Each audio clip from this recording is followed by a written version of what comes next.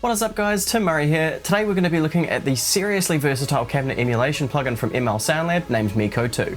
Check it out.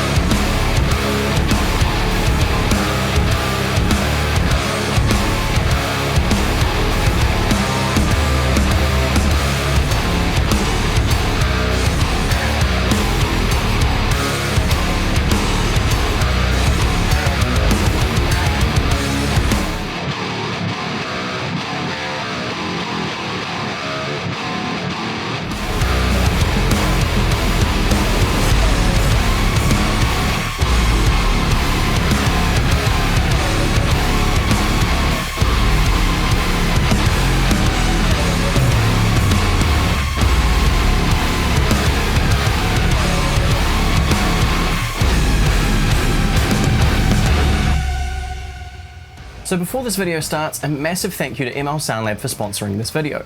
I've worked with them a lot in the past and they're super great to deal with every time. That being said, while all thoughts and opinions on this plugin are my own, look at this video as more of a walkthrough rather than a review. I'll happily show you what this absolute beast of a plugin can do, but you'll get a lot more out of trying the free version for yourself. There'll be a link to their website in the description below, so be sure to check it out. So firstly, what exactly is MIKKO2? Best way to explain it is actually with one of their amped plugins. So when ML Sound started using their Warner amp modeling technology, they also introduced this 3D cabinet view, allowing you to use different mics and place them around a virtual cabinet. Now a couple of these amp sims come with say 2 different cabinets and 4 mics each, but there isn't really a way of mixing and matching 2 plugins together. Like, I couldn't use ML5's amp, but then use Amped Oracle's cabinet section, seeing as you can't bypass the actual amp portion of the plugin.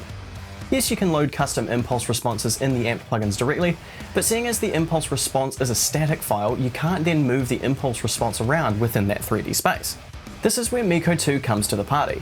MIKKO2 pretty much contains every cabinet used within the amp plugins alongside a bunch more cabinet and mic options for you to play around with. Previously with the original version of MIKKO, you'd download the free player and then you'd buy a license to expand beyond the one free cabinet you get. Say if you then bought the MIKKO Essentials pack, you would get access to 9 more cabinets, which each then had 6 different mics you could blend together. There were more specialised packs too that would include a single cabinet with say 8 different mics, which would be an additional purchase beyond MIKKO Essentials. But here's where MIKKO2 gets a bit nuts though. Yes, there is still the free player version, which is completely free, which allows you to use the Mega 4x12 oversized model and 4 different mics. A Shure SM57, a Sennheiser MD421, a Royer R121 and a Neumann KM184, which is great by itself anyway, but then by buying a license for the full version you unlock 4 more microphones, a Shure SM7B, a Sennheiser E906, a Shure Unidyne 3 and a Beyerdynamic M160, a mic which I really enjoy. And you can now use these microphones across 38 different cabinets, and you're also able to blend 9 different mics and cabinets together at the same time, either in mono or stereo, which is absolutely insane.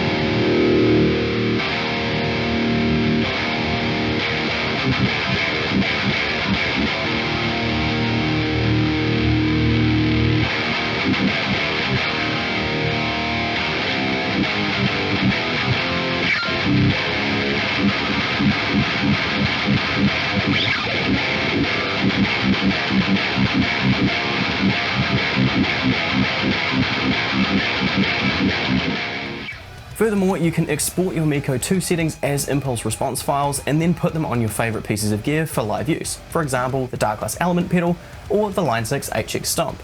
And unlike the first version of MIKKO, you can actually export your IRs in the free version of MIKKO2 as well.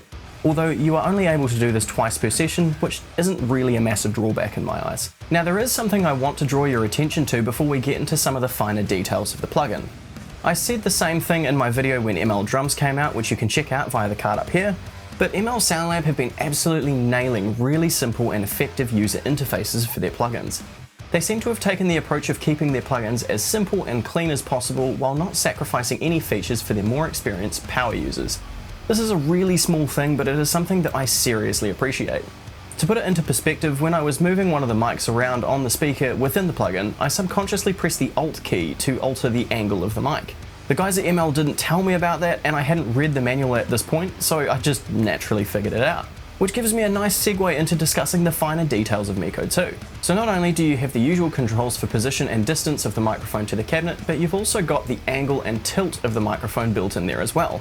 This is a super neat feature as you've now got the ability to sort of virtually recreate the popular Fredman mic technique within the plugin. The Fredman mic technique is a stereo miking technique that involves placing two microphones in front of a cabinet with one microphone slightly off axis and slightly closer to the amp than the other.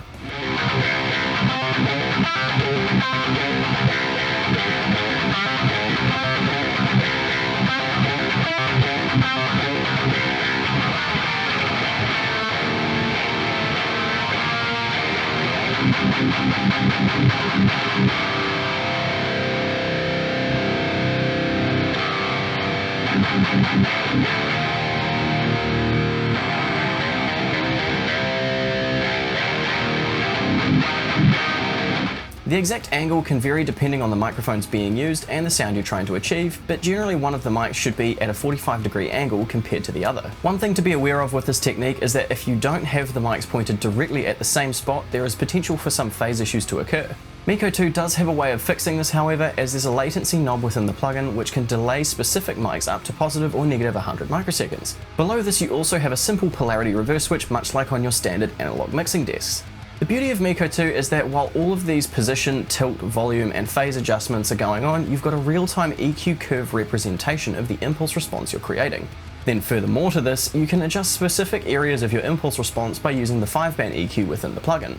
So when you've got your mics exactly where you want them, but you just feel the sound is a bit too mid-heavy, you can simply cut this out without the need of adding a further EQ plugin. Now yes, there will be EQ plugins that will get way more surgical than MIKKO2 will do, but this once again points to conscious decisions made by ML SoundLab to simplify the user interface. EQing isn't really the main focus of the plugin, so it doesn't need to do absolutely everything.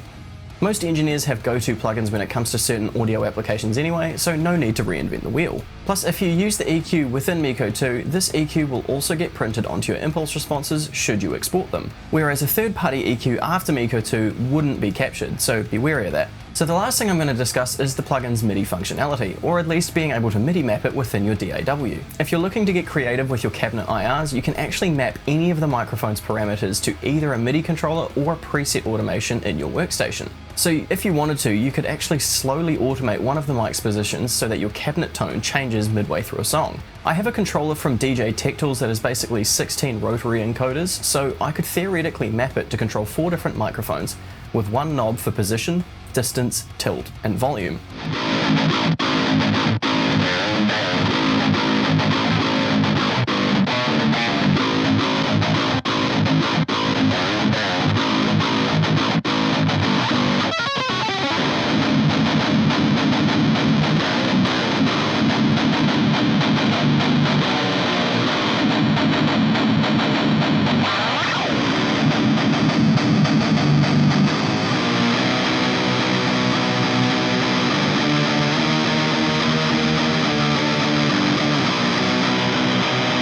Now I know some studios do have those robotic mic stands which allow them to alter mic position from the control room, but this does highlight a big positive around using the plugin over analog recording. It won't be for everyone, but small home studios will benefit massively from this sort of digital convenience. So thanks for watching. Hopefully you got something out of this video, and remember to check out ML SoundLab's MIKKO2 plugin via the link in the description below. Tell them Tim Murray sent you. Subscribe for more tutorials, originals, covers and more, and lastly, have a wonderful day. Timmy out. Oh, it's the chair, not me, I swear.